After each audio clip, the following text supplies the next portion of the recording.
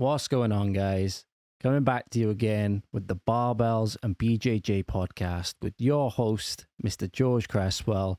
And today we're going to be going into a topic which I think is very, very important.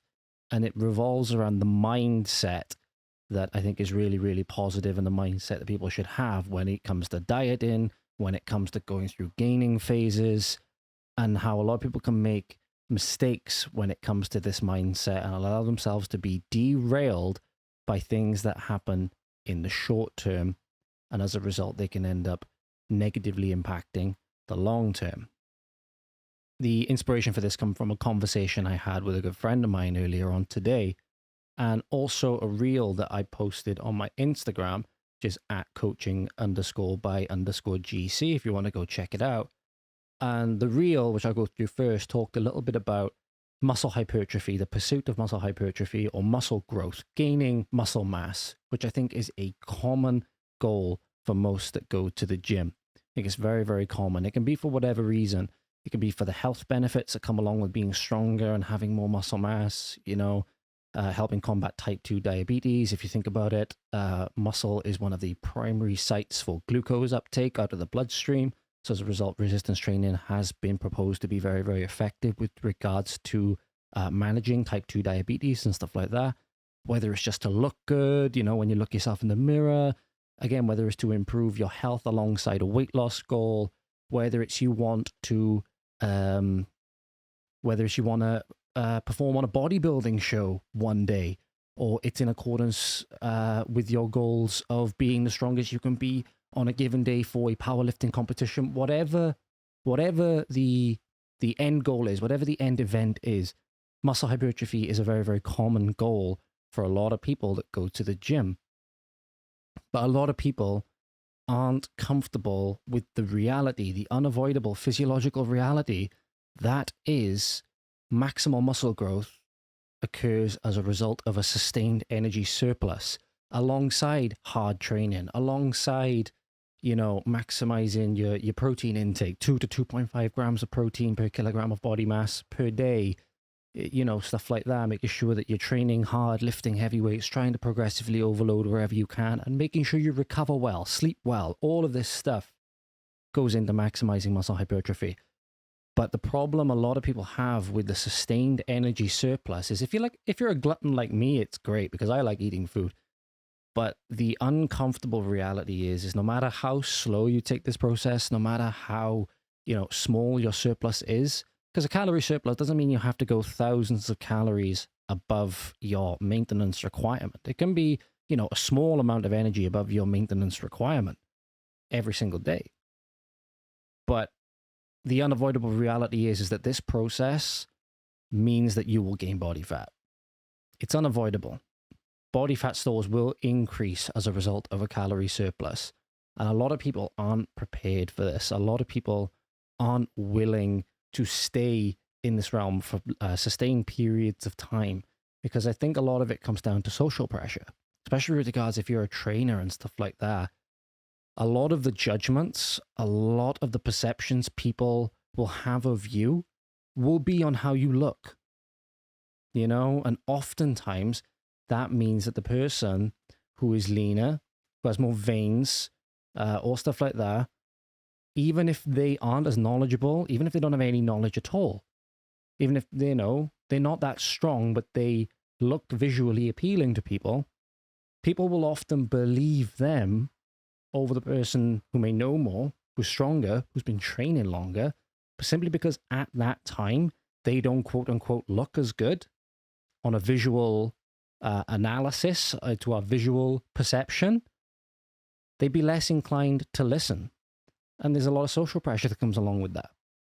A lot of social pressure to look a certain way. You see models and influencers on Instagram that look, tremendous year round, and it creates an unrealistic standard for a lot of people. And they think that in order for people to listen to them, especially if they're a coach, they got to look a certain way. In my opinion, it shouldn't be like that. But that doesn't change the reality. So I think a lot of time, people leave gains on the table. People leave gains on the table because they aren't willing to sustain this process for long periods of time. They get to the point where maybe their abs start to disappear.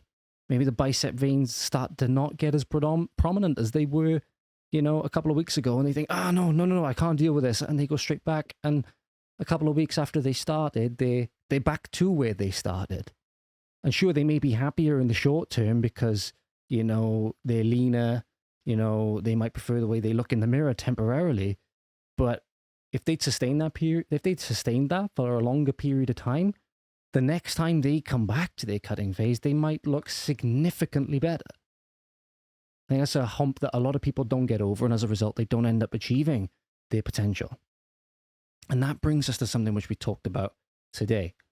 As I said, I got a phone call from a good friend of mine, and he's currently going through an energy deficit. He's currently trying to lose a little bit of body fat, and he's doing it in quite a sustainable way from what I've been told, from what he's told me of. And this is really, really good to hear. Another big mistake that people make when it comes to dieting is that they go at it like a bull out the gate.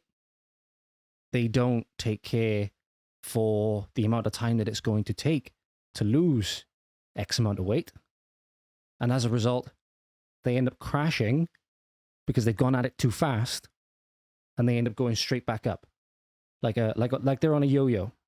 And this is the yo-yo dieting phenomenon, that they try to lose weight too quickly in an unsustainable fashion. They can't adhere to it. And as a result, they end up going straight back up and up and down and up and down. They either end up every time back to where they were before, or they end up even worse. So it's not good. I'm happy that they were doing this in a sustainable fashion from what I've been told. And then they said to me that the last 2 days they were worried about because they hadn't been able to eat as much as they normally would, simply because in the evenings they were busy. And as a result, they'd missed these 2 days where normally they'd be eating about 2,000 calories. And instead they only had about 1,400 for these 2 days. And they were very, very worried. They were very, very worried. They thought that this was going to make them have a lot of negative implications with regards to their cuts, with regards to their metabolic rate. The question they asked me is this going to fuck up my metabolism? What do I do? And my answer is the answer probably a lot of people don't really want to hear. And it's to just keep going the way you were going. Don't worry about it. It's not a big deal. This because these short-term decrements where, okay, it's not ideal. Maybe it would have been a little bit better if you hadn't come across circumstances where you lost these 2 days, and in this time you ended up coming a little bit in below your protein intake, for example. But ultimately, we're just going to use the next couple of days to get back on track so that the average isn't as affected, or we mitigate the damage as much as we can. But it's not a big deal. It's not like these 2 days where you've come in, 1,000 calories under is going to have drastic implications, and, you're going to tank your basal metabolic rate, and, your NEAT's going to go down drastically. No. And as a result, it's not that big a deal. But again, going back to that story about the muscle hypertrophy element, a lot of people will have these short-term decrements, these short-term challenges where things aren't perfectly ideal, and they'll get really in their own head about it. And it can really, really derail progress. Because then if this person tried to overcorrect, for example, I tried to make sure, bro, don't do anything drastic that's going to make you want to overcorrect for this. In reality, nothing's really gone wrong. It's just we don't live in an ideal world. And fixating too much on this short term is going to do more harm than good. When in reality, you just look at it for what it is and just be like, oh, okay, that happened. It's not ideal. In the next couple of days, I'll do things that make the average out to what it would have been had it not happened. So the moral of the story is basically, guys, don't miss the forest for the trees. Don't, when these little things happen in the short term, don't view them as the be-all and end-all. The little bit of body fat that you gain now in the pursuit of greater muscle hypertrophy It's just par for the course. It's just par for the course. Simple as, not every day when you're dieting is going to be absolutely perfect. That's also par for the course. It matters what you do over the long term. It matters that the days where you're able to execute and the days where you do execute outweigh or are in greater number than the days where you don't or can't. That's what matters. And if the days where you can't are outweighing the days that you can, then that's when we can look to start changing whatever you're doing so we can have more days that work and less days that don't. But if it's just a one to 2 day, very, very short term blip on the radar, don't go obsessing over it. Don't go obsessing over it. So I hope you enjoyed that little episode about mindset when it comes to dieting, guys. A lot of it revolves around the long term. If the scale doesn't move at the end of the first week, for some people, they're going to think all the work that they did that week was for nothing. And they're going to think that whatever they're doing isn't working. When in reality, nothing could really be further from the truth. Potentially. Oftentimes, the things worth doing, they take a long time to fully manifest. You have to be able to work without immediate reward.